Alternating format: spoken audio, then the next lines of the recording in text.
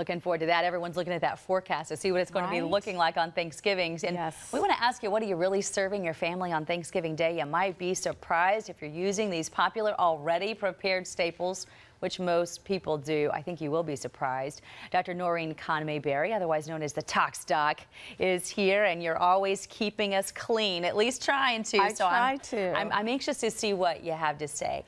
So it all begins in the cans, right? It does. It does. You know, the dose makes the poison in toxicology. So sometimes a little bit of something that's bad doesn't really affect you. However, you know, you want to reduce your exposures. In the cans, these are generally all lined with bisphenol A or BPA, and a lot of people are on alert with BPA, but they don't realize that even if the ingredients aren't that bad, the can is lined with BPA that, you know, will basically cause your food to be toxic.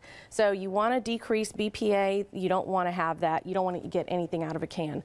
Cranberry sauce, sweet potatoes, your pie ingredients, vegetables especially. You know, you can easily make these fresh, and it takes a lot more time, which is why it used to take a lot longer to make Thanksgiving dinner back in the day. But the reason that that's a problem, they're an endocrine disruptor.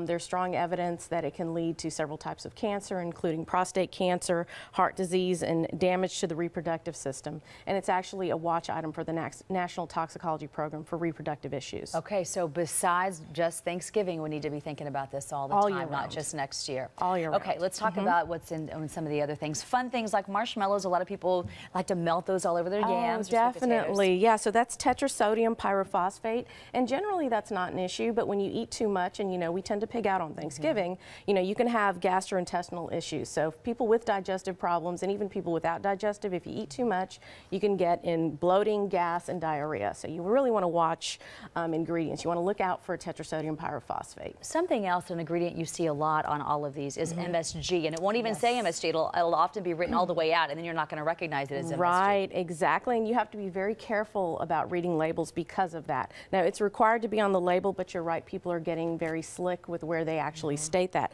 So it's an excitotoxin. It can lead to neurological diseases, and there's evidence that's mounting showing that it may contribute to some of the neurological diseases that you see with aging. So it's very important that you avoid MSG, especially if you're MSG sensitive, because you know, then you could have an even greater toxic effect. And you might not even know that you're sensitive to it, but you might not even be noticing something when you eat something. And written out, I'm trying to remember, is it monosodium glutamate? Yes, it is monosodium glutamate. So you'd be looking out for that word. Right, and the big deal that just came out by the FDA is they have stated emphatically that there is absolutely no safe level for trans fat consumption.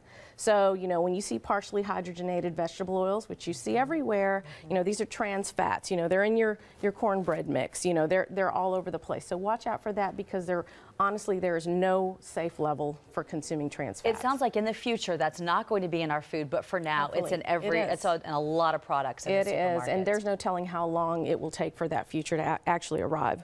Another thing, high fructose corn syrup. Now, because it's so much sweeter than regular sugar, people add a lot more salt to counteract it. So you've got a higher sodium level, you've got a higher sweetness level. For people with heart disease, diabetics, they have to be careful, but also children, because there's research that supports, you know, behavioral changes in children with consumption of too much high fructose corn syrup. So again, watch those reduce labels. the consumption, reduce the actual dose that you give people every day. Another interesting, you'll see TBHQ. They won't write it out, but it's tert-butyl hydroquinone.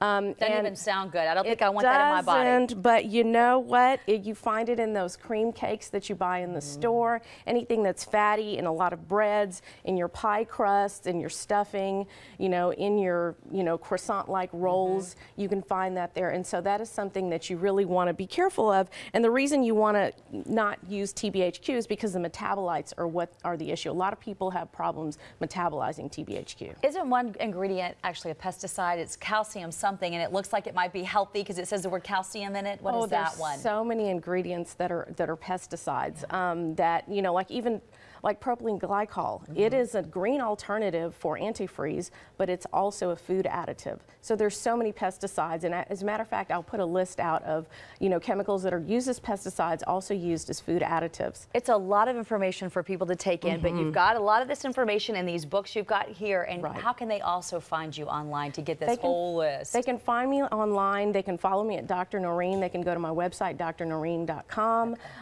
You know, I'm on Twitter. I'm on Facebook.com. facebook.com/Dr. Noreen. But to answer your question, is calcium propionate is the pesticide that's that you're the looking word. for. Okay, Yes. You're the best tox doc I know, and Thank you you are going to so keep much. us clean. So we appreciate you being Yes. here.